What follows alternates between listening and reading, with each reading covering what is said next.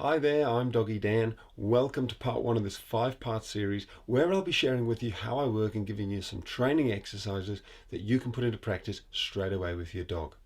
But first, a big thank you for giving me this opportunity. Okay, now in this first video, we're looking at the very common issue of dogs pulling on the leash.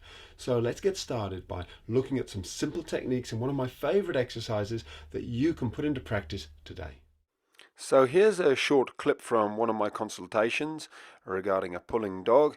As you can see, she's a lovely little dog here, or medium-sized dog, and her owner is a guy called Zach, and he's a great guy. He's doing everything he can to stop this dog from pulling, but for those of you who have a pulley dog, you will know what it's like. It seems like nothing will stop them sometimes, and I wanted to show you this actually. This guy loves his dog. That is a real tattoo he's got on his leg of his dog here. That's true love. Now, first of all, I just wanted to point out that she's wearing a collar, and a collar is not a good device if you've got a dog who's pulling. They are very good when your dog is trained, but in the training stages, in the early stages, the learning stage, you don't want to be using a collar because, as you can see, as she pulls forward, Zach pulls backwards, and she just kind of leans into it. It almost encourages the pulling. If you think about it, it's how sort of a husky will pull a sled. You know, the sled is pulling back, and the huskies just keep driving forward. So it also causes, stress to the dog's neck. She's pretty pulley. She's pretty pulling, man. She's pretty. Can you stop her pulling? Or she's pretty good there, but she just doesn't stop. Is that right? Yeah. She just keeps on going.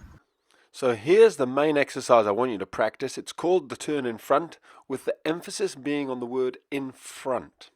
So keep a shorter lead, a bit of a shorter lead. Pull it in a bit. Now, what I want you to do, because that's good, turn in front of her and turn her around. Turn in front, that's it. Turn her around, that's good. And walk down the street this way a bit, sorry. Keep her on that side.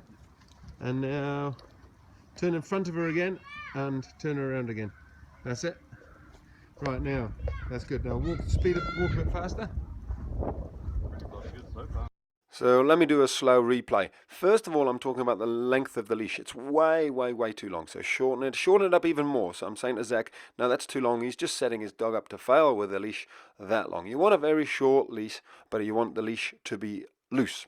And here's the turnaround. So his right thigh goes across the face of the dog. You actually want to turn your dog's head in that situation, get their head to turn, and then you keep your dog in the same hand, sort of keep them on your right in this situation, turn the dog's head again there, beautiful turn. And Zach's walking the dog on the right, that's fine, you can change it later on if you want to. So that simple but powerful exercise is called the turn in front.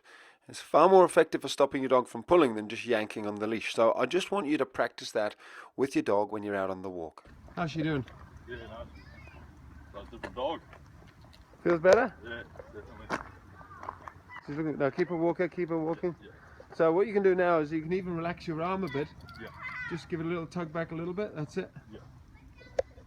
And now wind it in a little bit more so it's not so loose.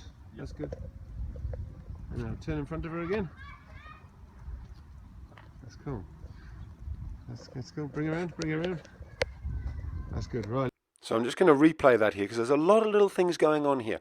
First of all, Zach's dog starts to go off and sniff, and he starts to let her. And I have to correct him and say, no, don't let her sniff. You don't want to let your dog to sniff whenever they want to. You must be deciding that. It's something I'll go into more. I call it the structured and the social walk. The other thing, though, is how long the leash is. Look, he's wound it in there a bit, but it's still too long. You see how long that leash is? It's very hard for him to relax his arm. Look how high his arm is. And that's all because the leash is just way too long. So wind it right in there. She's happier on that shorter leash. So what I thought I'd do is I'd just demonstrate what I mean by a very short leash. I'm not doing anything different. I'm just got a much shorter leash. And when she pulls, I lift it up a little bit. But I'm going to turn in front here. And the powerful thing about turning is it says I'm in charge and I make the decisions. So what I'm going to do here is I'm going to turn in front of her. And there you go. Leash is probably a little bit long even with me there, but what you'll find is if you just watch me for a few seconds here and get the leash under your dog's chin, it helps them relax. You don't want it on that side, you want it under there, make it all comfortable for your dog, and you want to see if you can have your hand almost on your pocket. So if you watch, you should have a relaxed shoulder, a relaxed elbow, and a relaxed wrist. There, she's starting to walk nicely, and I'm speeding it up a bit. As soon as she's starting to pay attention, though, I'm going to turn, because I'm sort of saying, come on, I'm in charge, you follow me. I don't let her sort of lead me. And look, I've already almost moved from holding the leash to having it just balancing on my finger. And when you compare that to how she was just a couple of minutes ago, it's a huge change. And we've only been doing this for about 10 minutes or so. So some big changes there. And here we are a short while later. Her owners come out to see what we're doing, how it's all going. And it's brilliant because before, she was actually struggling to walk her on the leash. But as you can see now, no trouble at all. They're working really well together. So let me just summarize what we've gone through. First of all, that very, very powerful but simple exercise, the turn in front. You turn in front of your dog like this, and that says to them, I'm in charge. Get back. Now, if you want to carry on going in the same direction, you obviously have to do 2 of those. That's beautiful. Now, the second thing is a short leash. You don't want a long leash. You want it nice and short, but loose, just like we have here. That stops the dog from being able to change sides and wander off and do their own thing. The third thing is you want to be able to have a nice relaxed shoulder, elbow, and wrist. So effectively, with that short leash, your hand should be able to relax nicely on your pocket. Even if you turn your dog around, you shouldn't have to be lifting your arm up high in the sky. It should be down by your side like it is here. So there you go, a couple of tips and a very powerful exercise. Now, when it comes to pulling on the leash, the stuff I've shown you here is great, but it's also crucial that you've convinced your dog inside the house that they should be listening to you and following you. Because dogs who think they're in charge will always lead, and they lead from the front, not the back. Put another way, if they aren't obedient inside the house, you'll probably struggle outside on the walk, so bear that in mind. Now, in tomorrow's video, we're going to be working with a very, very cute little puppy named Jock, who's a lot of fun to watch, so make sure you tune in. Until then, take care and love your dog.